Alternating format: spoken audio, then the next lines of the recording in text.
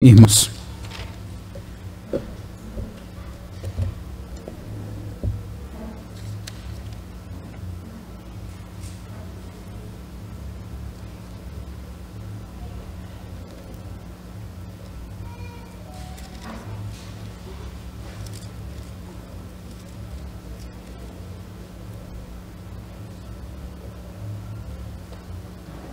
Atos 1, à medida que os irmãos forem encontrando, eu convido os que podem a se colocarem de pé, e já estamos no verso 12, irmãos, versos de 12 a 14, é a nossa perícope de hoje, Atos 1, a partir do verso 12.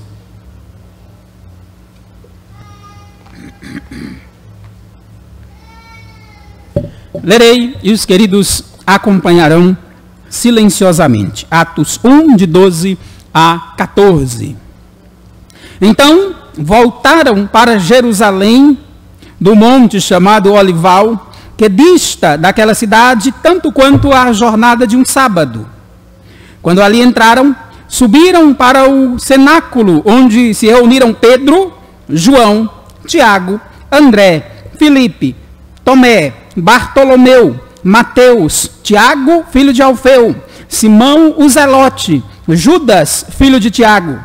Todos estes perseveravam unânimes em oração com as mulheres, com Maria, mãe de Jesus, e com os irmãos dele.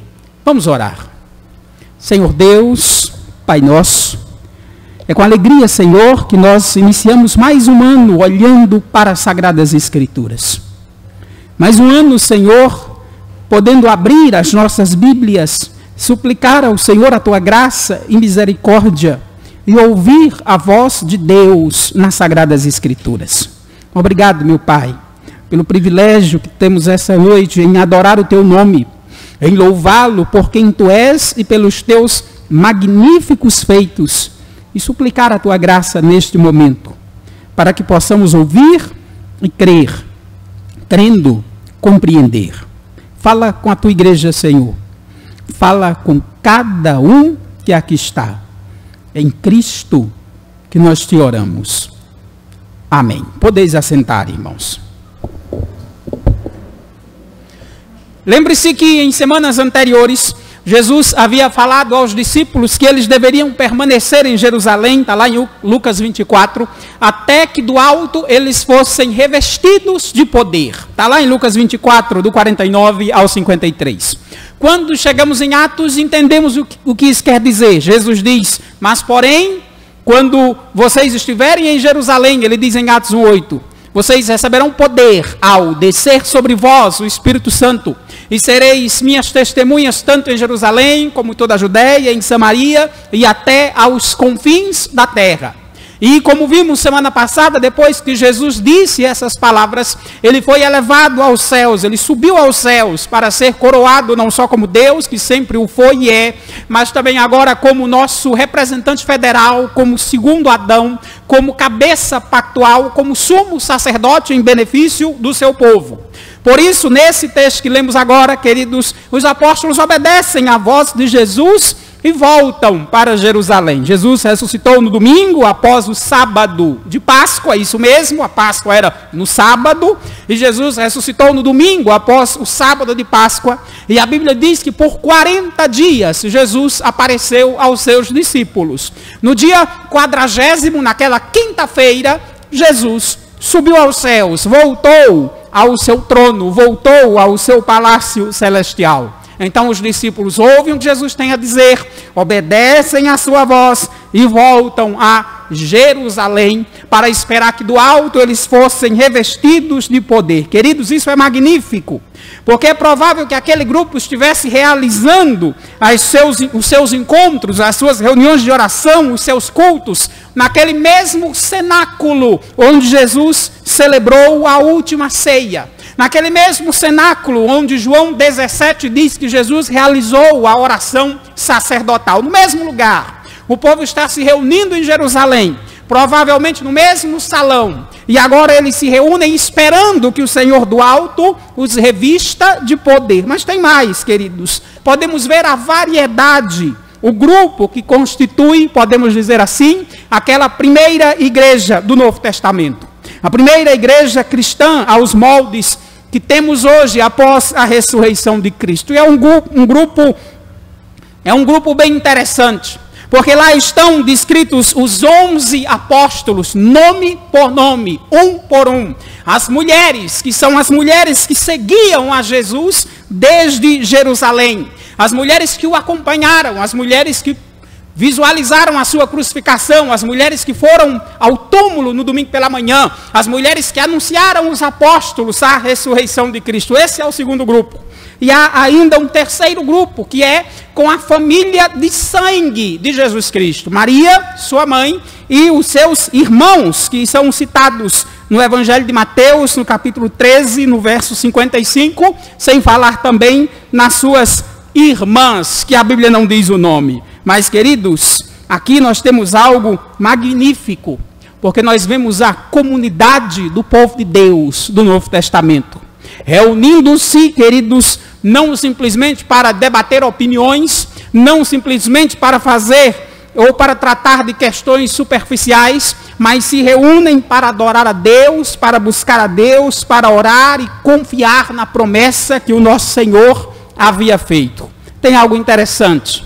A mãe de Jesus está lá, seus irmãos estão lá, mas os que dirigem a igreja são os 11 apóstolos, e por isso eles são citados primeiro. Aquela comunidade, queridos, se reúne em torno do Cristo ressuscitado. Jesus é o centro, e é Ele que é adorado.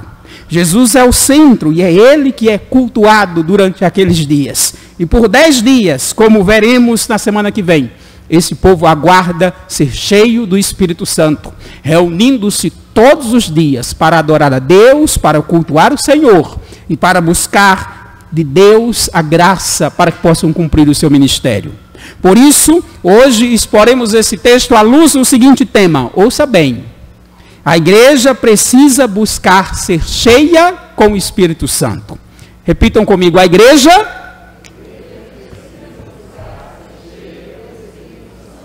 é verbo demais, não é? Mas é verdade. A igreja precisa, e precisa muito, buscar diariamente o enchimento com o Espírito Santo. A igreja precisa buscar diariamente ser cheia da graça do Senhor com o Espírito Santo, porque é isso que esse grupo aqui está fazendo. No verso 15, que veremos só semana que vem, nos é dito que eram mais ou menos umas 120 pessoas.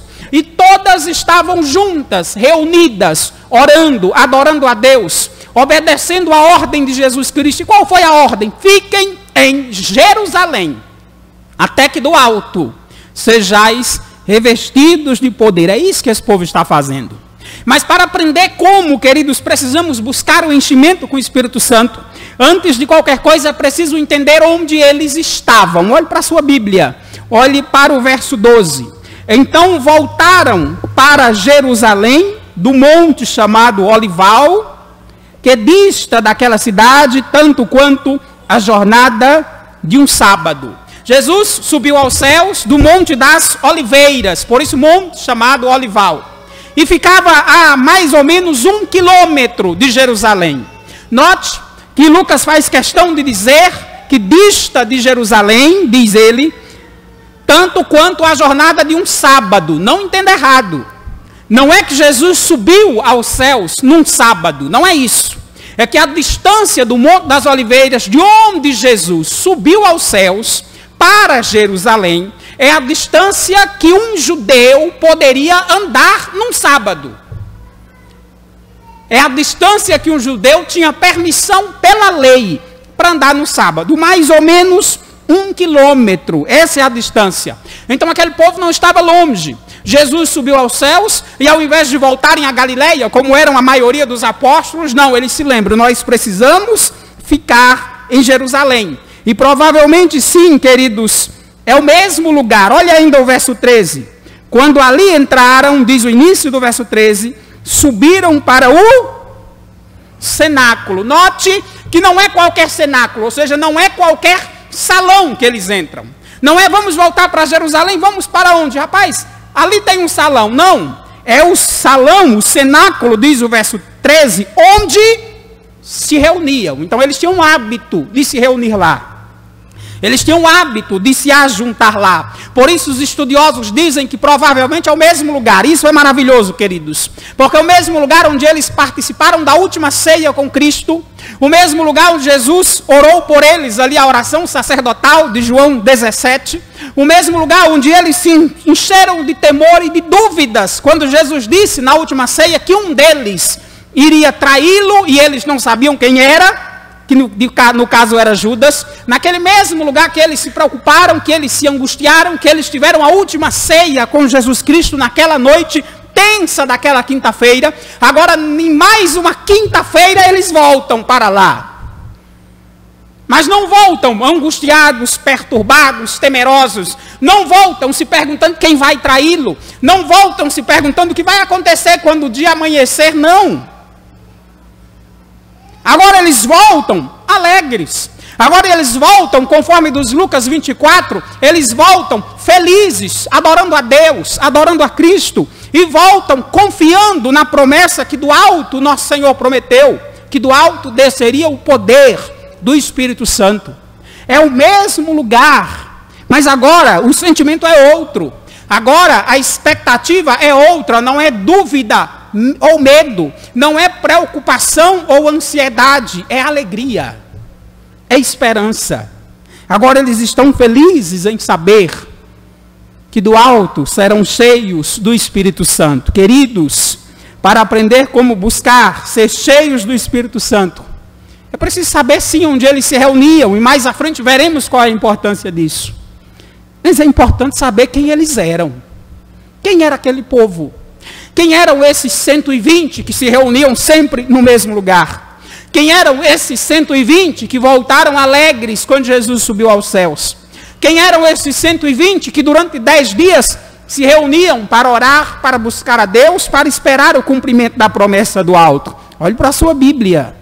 Olhe o verso 13 e o finalzinho do verso 14. Primeiro 13. Quando ali entraram, subiram para o cenáculo onde se reuniam, lugar conhecido. Quem? Quem eram eles?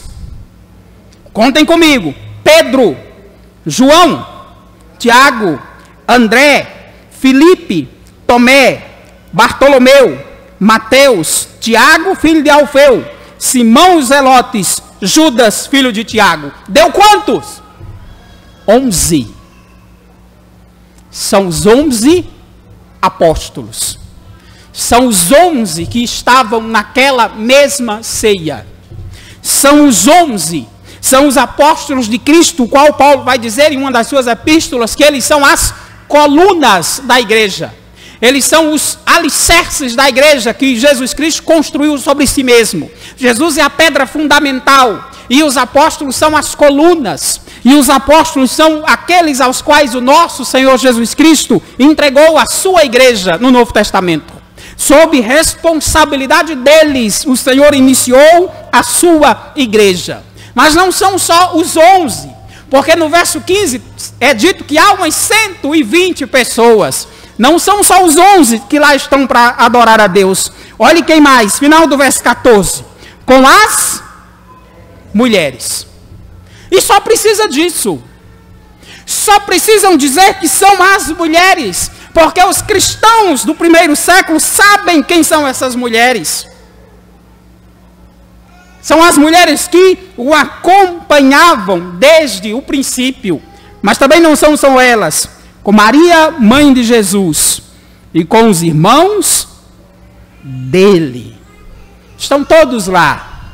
Estão todos reunidos. Notem que aqui nesse texto, queridos, os apóstolos aparecem em primeiro lugar. E claro, como já dissemos anteriormente, o livro de Atos se divide em duas metades, no qual a primeira metade, o nome mais proeminente é o do apóstolo Pedro, e por isso ele é citado aqui na frente.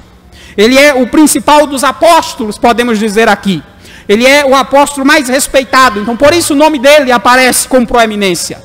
Mas no verso 15 nos são dito que eram 120 pessoas, e pasmem, de acordo com a lei judaica, eram necessários no mínimo 120 homens judeus para estabelecer uma nova comunidade, para estabelecer um novo concílio religioso.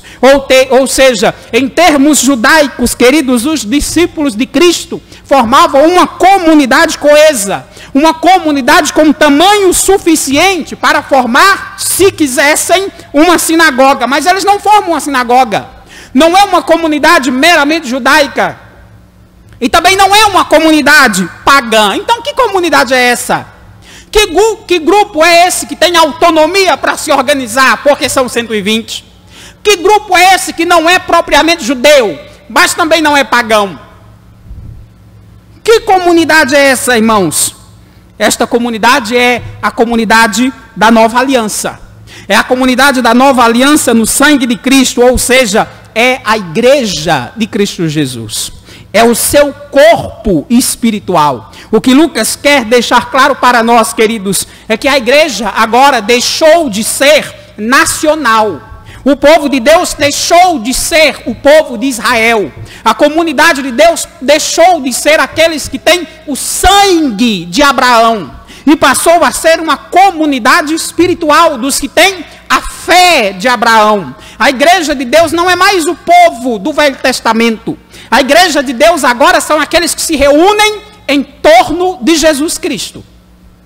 O povo de Deus agora é aqueles que se juntam, crendo nas promessas de Cristo, para adorar a Cristo em submissão às ordens de Cristo. Por que eles estão unidos lá? Estão lá obedecendo a ordem de Jesus, fiquem em Jerusalém. Estão lá confiando na promessa de Jesus Cristo, vocês vão receber o poder do Espírito Santo. E estão lá adorando a Cristo. Então quem é o povo de Deus agora, que Lucas nos diz? Não é a nação de Israel. Não são os que têm o sangue de Abraão. Sim, são os que têm a fé de Abraão. São os que se reúnem em torno de Jesus Cristo. São os que o adoram. São aqueles que o cultuam. É um grupo de 120, sim. É um grupo em torno de Jesus Cristo. Mas é um grupo que se divide em 4 grupos menores. Primeiro temos os 11 apóstolos, que são os oficiais da igreja, digamos assim.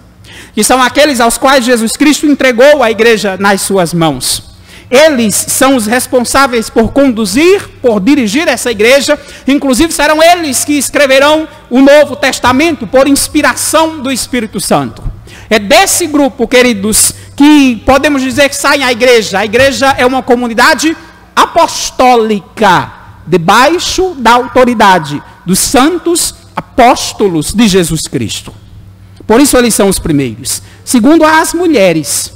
E que mulheres? Ora, conforme Lucas 8, poderíamos dizer que Maria Madalena, Joana, Susana e muitas outras. Essas são as mulheres que, conforme Lucas 8, sustentavam Jesus e os apóstolos financeiramente nessa terra. Essas são as mulheres que saíram da Galileia e acompanharam Jesus e os apóstolos até Jerusalém. Essas são as mulheres que presenciaram a crucificação de Cristo. Essas são as mulheres que fizeram os preparativos para o sepultamento de Cristo e que no domingo pela manhã foram visitar o túmulo de Jesus Cristo. Essas, queridos, são as mulheres que anunciaram os apóstolos sobre a ressurreição de Cristo. Então, sim, são a igreja de Cristo. E sim, pasmem, na igreja de Cristo elas receberam um destaque maior que Maria, mãe de Jesus, do que os irmãos de Jesus. E sabe por quê?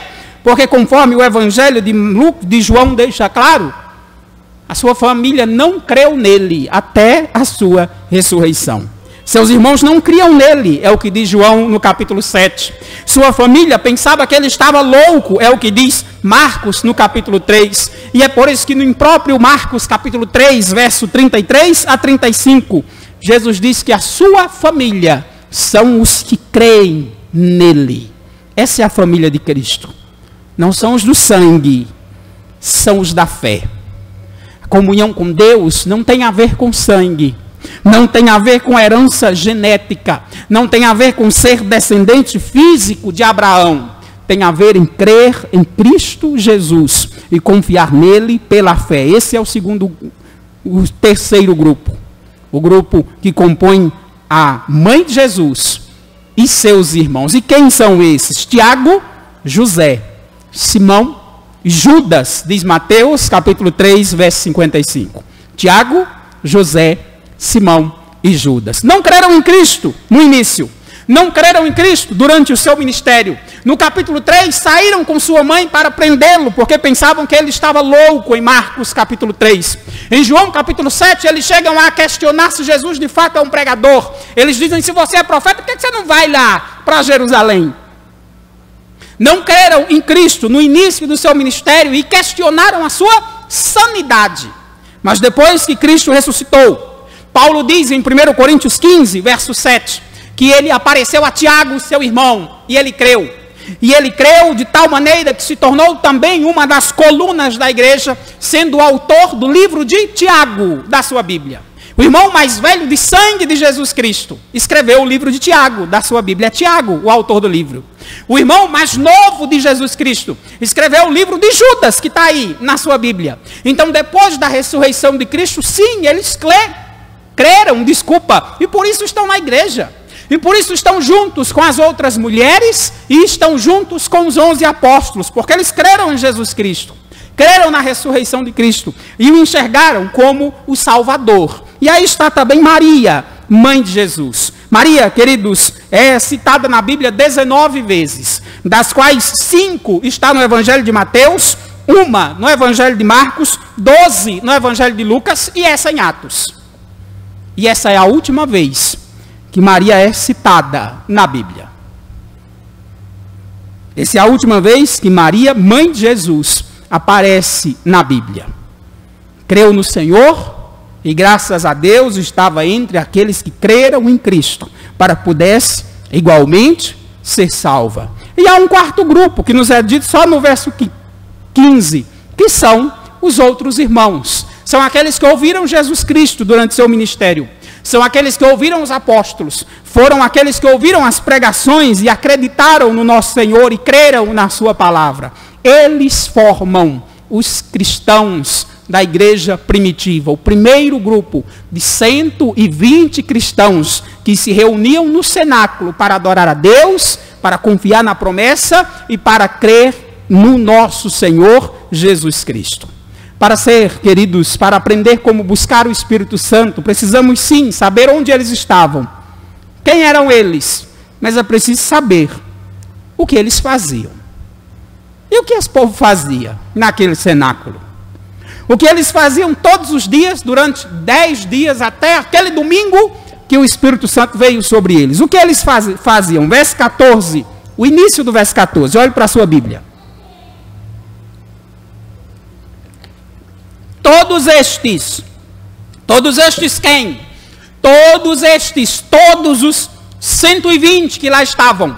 Todo esse grupo que compunham uma nova comunidade. Não é uma comunidade de judeus, não estão em uma sinagoga. Não é uma comunidade de pagãos, porque não se reúnem em direção a nenhum falso Deus. Toda esta comunidade que formam a igreja de Cristo do Novo Testamento, o que é que eles faziam? Perseveravam unânimes em oração. Agora pense comigo, faça de conta que você faz parte daquele grupo. Que você é um dos primeiros cristãos do Novo Testamento. Que você não é apóstolo, também era querer demais. Você não é da família de sangue de Jesus Cristo, mas você é um daqueles que, como diz o verso 15, é um dos outros irmãos. Alguém que ouviu Jesus Cristo pessoalmente, já é um privilégio enorme, que creu na sua palavra, e está lá junto com os outros irmãos, com aqueles 120 irmãos, adorando a Deus diariamente. Pense só, como era fácil alguém dividir esse grupo. Era fácil, irmãos. Humanamente falando, era fácil alguém dividir esse grupo. Pense só. Alguém da família de Jesus, os irmãos de Jesus, ou a própria Maria, poderiam hipoteticamente querer tomar o lugar dos apóstolos e dizer, ei, calma aí, nós somos a família dele de sangue, quem vai dirigir esse culto somos nós. E causaria uma divisão, porque o Senhor entregou aos apóstolos. Era fácil também que os apóstolos, se não tivessem sido transformados e guiados pelo Senhor, se não tivessem sido regenerados pelo Espírito Santo, continuassem a se perguntar, como no início do ministério de Cristo, quem é o maior, quem é o mais importante. E um ou outro poderia olhar para Pedro e dizer, Pedro, você não pode estar na liderança desse grupo. Porque você negou ao nosso Senhor Jesus Cristo.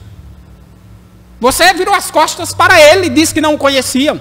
Outros poderiam dizer: Tomé, vai embora, porque você não creu na ressurreição enquanto não tocou nele. Humanamente falando, irmãos, era fácil dividir esse grupo. Era fácil fragilizá-lo. Quantos você acha que a mãe de Jesus e seus irmãos arrastariam consigo se decidissem sair daquele grupo? Como você acha que ficaria a igreja se os próprios apóstolos se dividissem entre si? Fosse Pedro e André, seu irmão, com um lado, com um grupo, Tiago e João com outro grupo, para o outro lado. Como é que você acha que ia ficar? Ia ficar em frangalhos, ia ficar em pedaços. Mas Deus é quem reina na sua igreja, e Ele está no centro. Ninguém mais discutia sobre quem era o maior. Na verdade, havia harmonia entre aqueles cristãos, e uma harmonia, queridos, que é a harmonia que precisamos hoje. O Senhor havia falado com eles, eles haviam visto o Senhor, haviam crido na sua palavra, e o Senhor havia dado àquele pequeno grupo, um grupo de 120 pessoas, a responsabilidade de testemunhar o seu nome ao mundo perdido. Eles seriam os instrumentos de Deus para levar a verdade salvadora ao mundo. A igreja de Cristo saiu dali, irmãos, de 120 pessoas. Saiu dali e em poucas décadas saiu de Jerusalém, da Judeia, Samaria e espalhou-se pelos confins da terra. Começou com aquelas 120 pessoas e chegou à Ásia Menor, e chegou à Europa, e chegou à Itália, chegou a Roma.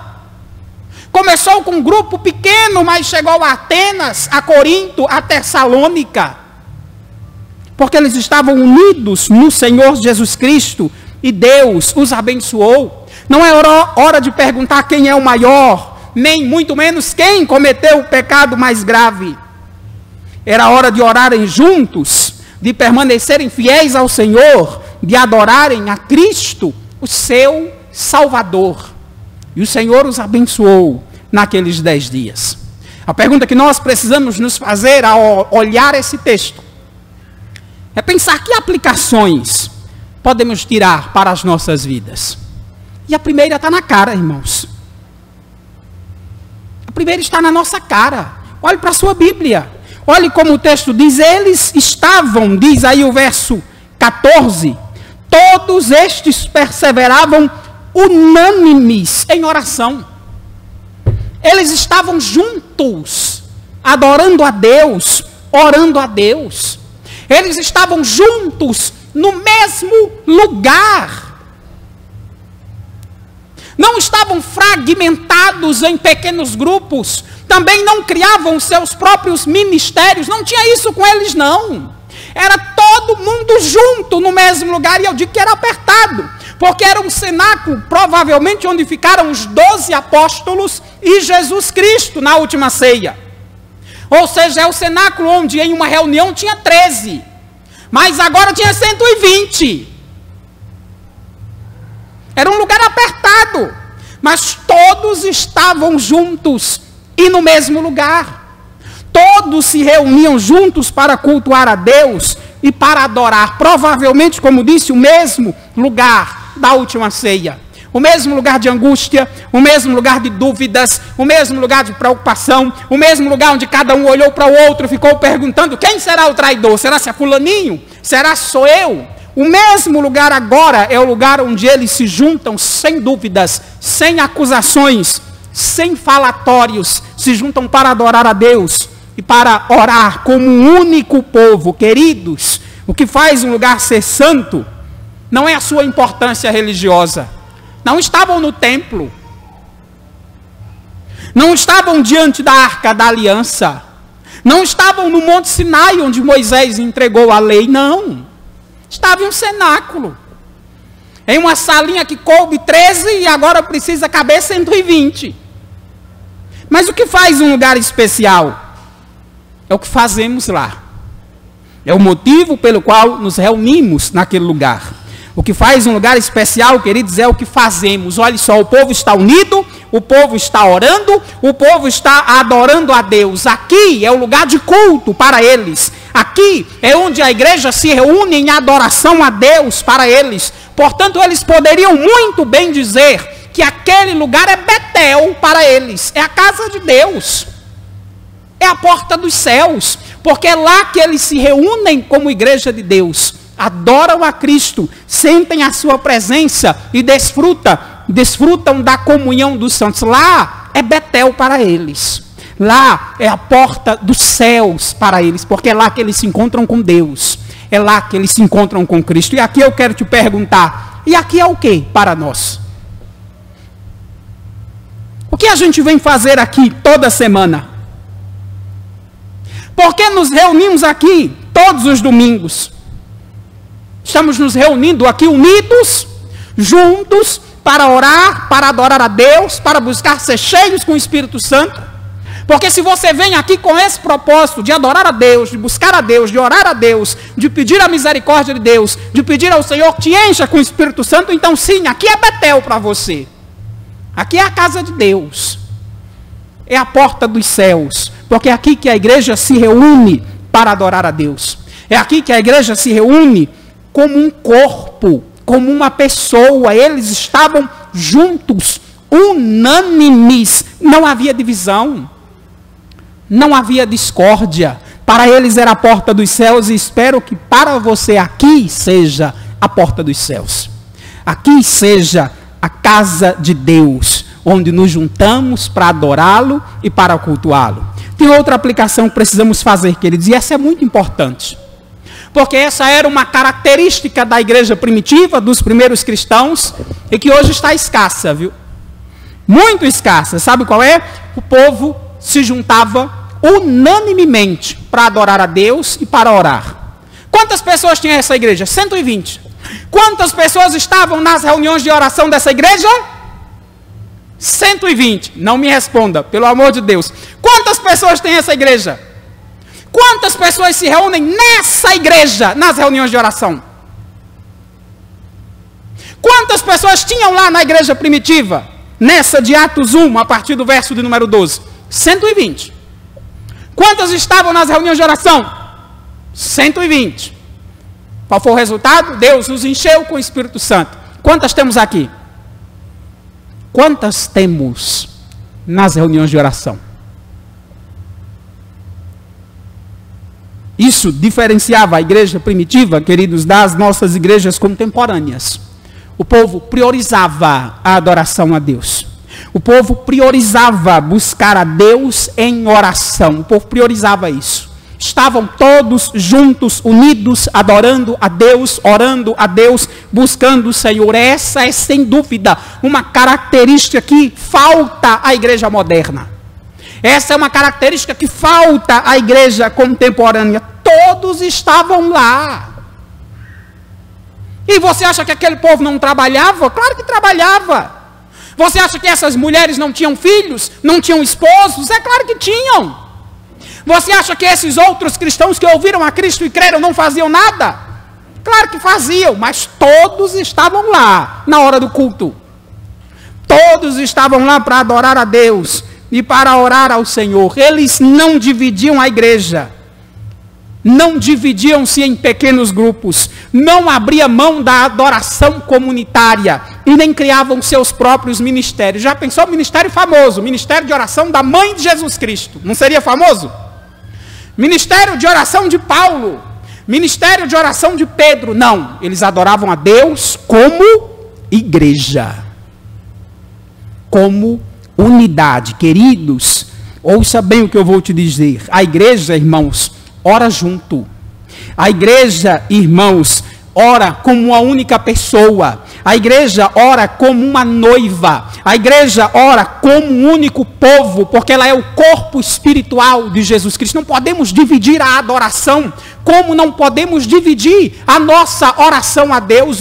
Devemos orar como um único povo, unânimes. Assim como devemos adorar a Deus como um único povo. Assim como o culto é para a igreja, é para os velhos, é para os jovens, é para as crianças, é para todos. Assim também o é a igreja em adoração. Todo mundo ora junto. Não podemos dividir a igreja, e te digo, e essa é uma prática comum nos nossos dias. A igreja é a noiva de Cristo, mas muitas vezes priorizamos não o grupo que é a noiva de Cristo, mas priorizamos um grupo para-eclesiástico. Sabe o que é um grupo para-eclesiástico? É um grupo que não é submisso à autoridade de nenhuma igreja. A mãe de Jesus está lá. Os irmãos de Jesus estão lá. Mas quem dirige essa igreja? Os 11 apóstolos. Porque eles são melhores? Não. Porque eles foram escolhidos a dedos por Jesus Cristo para isso. Não é porque eles têm menos pecados, não. É porque Jesus os chamou de um por um. Venha Pedro, venha João, venha Tiago, venha fulano, venha Beltrano, chega aqui todo mundo. Não podemos dividir a igreja, irmãos. A igreja é um corpo. Não dá para dividir o corpo e ter comunhão. Não dá para dividir a igreja e pensarmos que somos cheios do Espírito Santo, não. Porque o Espírito Santo é uma dádiva de Cristo, a sua igreja, a sua noiva. Jesus não tem prostitutas. Jesus não é infiel à sua noiva. E o Espírito Santo é dado à sua igreja. Quem é a igreja? É a comunidade dos que adoram a Cristo. É a comunidade daqueles que estão juntos em comunhão com Deus por meio das Escrituras. É a comunidade daqueles que são submissos à autoridade apostolar, da autoridade das Escrituras dadas aos oficiais da igreja. Essa é a igreja de Cristo. Não é um grupo para-eclesiástico, desligado de qualquer igreja. Cuidado. Cuidado para você não dividir, ou pelo menos não tentar dividir a noiva de Cristo. Cuidado para você não tentar fragmentar o corpo de Cristo. Disse no início, humanamente falando, parecia fácil dividir a igreja.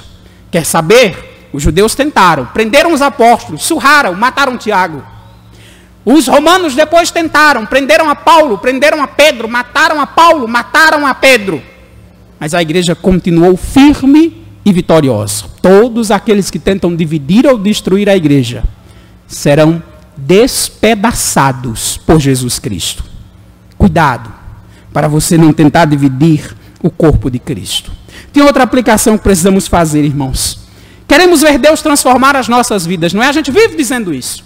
A gente quer ver Deus transformar a nossa vida, a gente quer ver Deus transformar a nossa família, nós queremos ver a graça de Deus convertendo o nosso cônjuge, nós queremos ver nossos filhos firmes nos caminhos do Senhor. Queremos ou não queremos?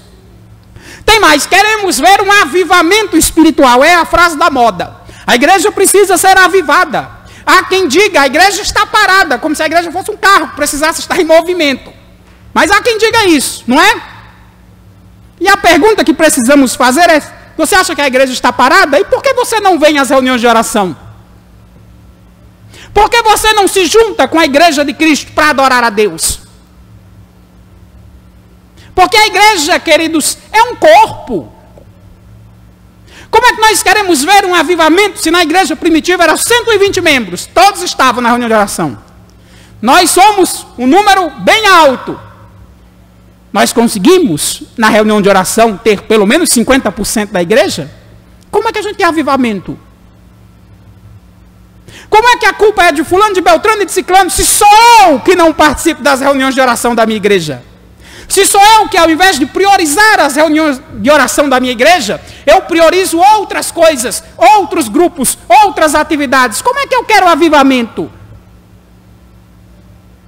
Se eu não estou confiando na palavra de Deus, adorando a Deus com a minha igreja, suplicando a graça de Deus sobre ela e orando como um único povo, como uma noiva, juntos diante do Senhor, prostrados, suplicando a sua graça. Como é que nós queremos ver avivamento, irmãos, se não conseguimos sequer vir à reunião de oração da nossa igreja? Como é que nós podemos querer ver Deus transformar a vida da nossa família, se nós não orarmos, se nós não buscarmos, se nós não cultuamos a Deus como um povo? O povo estava junto, diz a Escritura. Ele não estava junto da boca para fora, não. Eles eram unânimes. Eles se consideravam mesmo um único povo. Queridos, tenha muito cuidado Porque a comunidade daqueles que adoram a Deus, que cultuam a Deus, que se reúnem para orar, para adorar, essa é a igreja de Cristo. Essa é a noiva de Cristo. Mas eu não faço parte da igreja se não estou como a igreja. A igreja não é um prédio. A igreja são as pessoas. Se eu não me junto com elas, meu nome está no rol, na lista da instituição Igreja Presbiteriana. Mas você acha que eu faço parte da noiva de Cristo, sem me juntar com os outros que fazem parte da noiva de Cristo? Lembra o que Paulo diz? Vós sois corpo de Cristo. Mas individualmente nós somos membros do corpo. Se você corta um dedo fora, não é o corpo que morre, é o dedo que morre. Se você corta uma orelha fora, não é seu corpo que morre, mas a orelha morre. Portanto, se nós nos consideramos igreja de Cristo, precisamos estar unidos com os irmãos que fazem parte da igreja de Cristo. Precisamos adorar juntos, precisamos louvar a Deus juntos, precisamos cultuar juntos e precisamos sim orar juntos como um corpo de Cristo. A reunião de oração deveria ter o mesmo número de gente que tem no domingo à noite. Ora, não é a mesma igreja? Não somos o mesmo povo? Como é que queremos avivamento se não buscamos a Deus? Como é que queremos avivamento se não nos submetemos à palavra de Deus? Peça graça a Deus. Peça a Deus que Ele esclareça a tua mente e te mostre o perigo que é para você afastar-se da comunidade dos santos. O perigo que você corre ao não estar na igreja para adorar a Deus, para cultuar ao Senhor, não estar a Deus para orar como igreja de Cristo Jesus. Não está a Deus na igreja para cultuar com os outros irmãos e buscar como uma única pessoa, como uma única noiva, a graça do Senhor para a sua vida. Peça a Deus que lhe dê discernimento para esclarecer. Porque se você não vem ao culto, se você não vem para a reunião de oração, a igreja não morre. Mas você morre. Porque quando se separa um membro do corpo, não é necessariamente o corpo que morre, mas o membro morre. Se não for ligado ao corpo o mais rápido possível, ele morre. A igreja não vai morrer, mas você vai. Se você abandonar a fé, se você virar as costas para Deus e afastar-se do corpo de Cristo.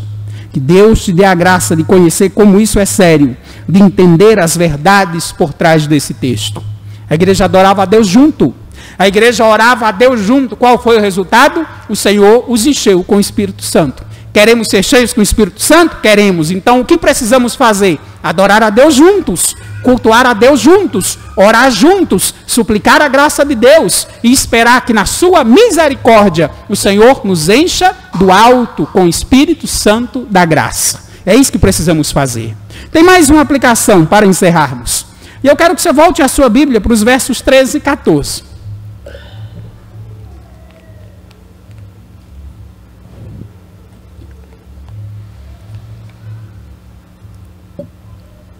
Quando ali entraram, diz a palavra, subiram para o cenáculo onde se reuniam Pedro, João, Tiago, André, Filipe, Tomé, Bartolomeu, Mateus, Tiago, filho de Alfeu, Simão, Zelote, Judas, filho de Tiago. Final do verso 14, com as mulheres, com Maria, mãe de Jesus, e com os irmãos dele.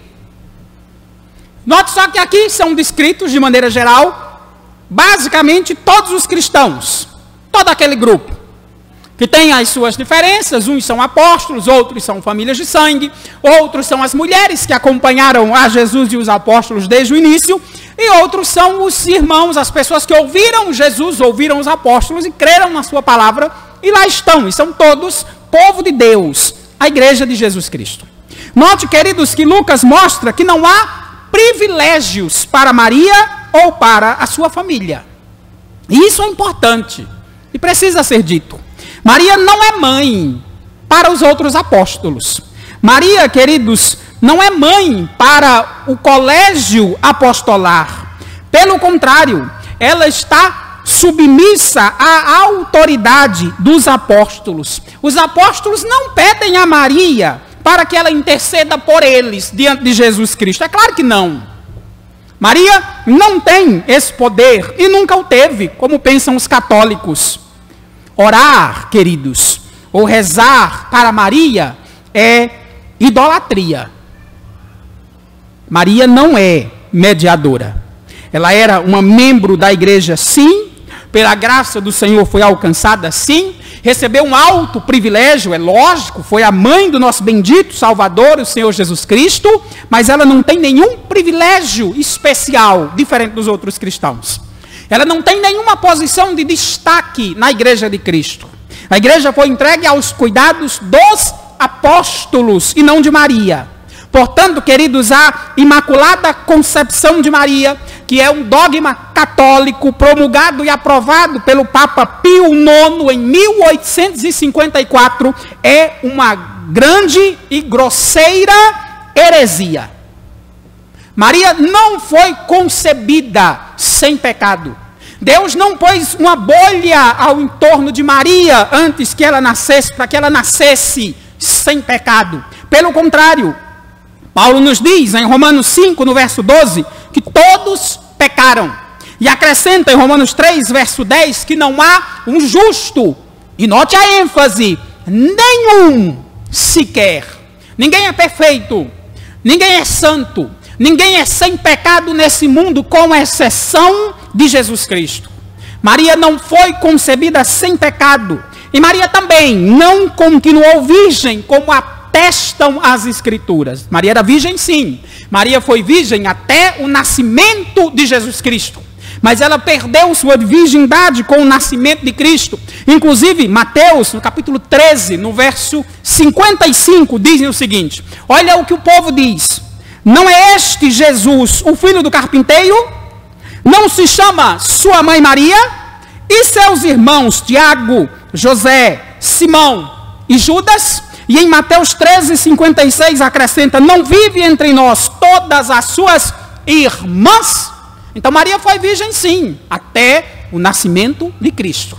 Perdeu sua virgindade para o nascimento de Cristo. E como era casada com José, naturalmente teve filhos e filhas. As irmãs de Jesus não são citadas pelo nome, mas os 4 irmãos dele sim: Tiago, José, Simão e Judas. Desses 4, 2 estão registrados como autores sacros inspirados pelo Espírito Santo da nossa Bíblia. É Tiago que escreveu o livro de Tiago e é Judas que escreveu o livro de Judas. Então, o dogma da Imaculada Concepção de Maria é uma fraude, é uma grosseira heresia. A Bíblia não atesta isso em lugar nenhum. É criação da Igreja Católica, aprovada pelo Papa Pio IX em 1854, e que tem feito a muitos afastarem-se da verdadeira fé e se perderem com as mentiras de Satanás. Mas essa não é a única. O dogma também da Ascensão de Maria, promulgada pelo Papa Pio XII em 1950, também é uma grosseira heresia. Como vimos semana passada, Jesus subiu ao céu, sim, mas ele subiu só. Ele subiu sozinho para ser coroado como rei e mediador. Maria, sua mãe, não subiu com Jesus. Jesus subiu só. Pelo contrário, esse verso 14 de Atos 1 é a última vez que você vai ver o nome Maria, mãe de Jesus, na Bíblia. Daí para frente, na sua Bíblia, Romanos, 1º, 2º Coríntios, Gálatas e assim por diante, até o final da Bíblia, você não vai mais encontrar esse nome, Maria, mãe de Jesus. Não sabemos como Maria morreu, porque a Bíblia não diz. Como também não diz como morreram várias pessoas. Como não diz, por exemplo, como morreu muitos dos seus apóstolos. A Bíblia não diz como morreu Pedro, por exemplo, embora saibamos da história. A Bíblia não diz como morreu Paulo, embora saibamos da história. A Bíblia não diz como morreu muita gente, mas nenhuma delas. E também, nem Maria subiu aos céus. O céu não tem rainha, irmãos. O céu tem rei. O trono do mundo está entregue nas mãos do nosso Senhor Jesus Cristo e não da sua mãe. Portanto, orar e rezar, pedir ajuda a Maria ou confiar nela, é uma grosseira idolatria. Todos os que fazem isso caem em pecado. Cristo ressuscitou, subiu aos céus, está à destra de Deus, e como diz Pedro em Atos 4,12, não há nenhum outro nome dado entre os homens pelo qual importa que sejamos salvos. Paulo acrescenta em 1 Timóteo 2, verso 5, que há um único mediador entre Deus e os homens, há um único ao qual podemos recorrer a Deus por meio dele. E ele se chama Jesus Cristo, homem. Não entenda errado. Maria, sim, era mãe de Jesus Cristo e foi privilegiada por isso. Maria, sim, foi uma mulher virtuosa, é lógico, Deus não escolheria uma mulher que não fosse virtuosa para ser a mãe do seu filho. Maria, como seus irmãos, também não creram em Jesus no início do seu ministério, ora, mas depois creram. Creram e estavam lá na igreja, estavam lá cultuando a Deus e adorando a Deus, estavam lá servindo ao Senhor, e, é claro, certamente estão nos céus. Mas uma coisa é dizer que pela misericórdia de Deus, pela graça do seu Filho Jesus Cristo, Maria foi salva. Outra é dizer que podemos buscar a ela. Outra é dizer que podemos confiar nela. Outra é dizer que podemos pedir a ela para interceder por nós diante de Deus. Só há um que pode, irmãos, e é Jesus Cristo. Ninguém mais pode. Ninguém mais pode. Garanto para você que se Maria estivesse no nosso meio, ela mesma confirmaria essas palavras. Se Maria tivesse poder para isso que não tem, ela mesma desautorizaria todos aqueles que a buscam, porque só há um Salvador, só há um Deus encarnado, só há um mediador entre Deus e os homens. Pela graça de Deus, ele sim é filho de Maria, mas ele é o sumo sacerdote do seu povo. Ele é o segundo Adão. Ele é o cabeça da sua igreja, e ele é aquele pelo meio do qual obtemos perdão e salvação. Ele é o único nome dado entre os homens pelo qual importa que sejamos salvos. Portanto, eu me dirijo a você essa noite que nos visita. Arrependa-se pelos seus pecados. Coloque tua fé no Senhor Jesus Cristo. Coloque a tua fé no único e suficiente Salvador, que é Jesus Cristo, aquele que pagou o preço pelo pecado do seu povo na cruz do Calvário. E faça parte dessa igreja. Não digo dessa igreja presbiteriana, é claro que será um privilégio recebê-lo aqui, mas faça parte dessa igreja de Cristo, da comunidade que se reúne em torno de Jesus Cristo, da comunidade que adora a Jesus Cristo, da comunidade que se junta em obediência à palavra de Cristo, e da comunidade que se junta porque crê nas promessas feitas pelo nosso Senhor Jesus Cristo. Faça parte desse povo, faça parte dessa igreja, faça parte da igreja de Cristo, como fizeram todos os que estão escritos nessa porção do livro de Atos, como fez Pedro, como fez João, como fez Tiago, como fez Maria, mãe de Jesus, como fez Tiago, irmão de Jesus, como fez Judas, irmão de Jesus. Faça parte da igreja de Cristo. Arrependa-se pelos seus pecados. Coloque sua fé no nosso único e bendito Salvador, no Senhor Jesus Cristo. E você também será família de Deus por meio do nosso Senhor Jesus Cristo. Vamos falar com Deus, vamos orar, vamos ficar de pé, irmãos.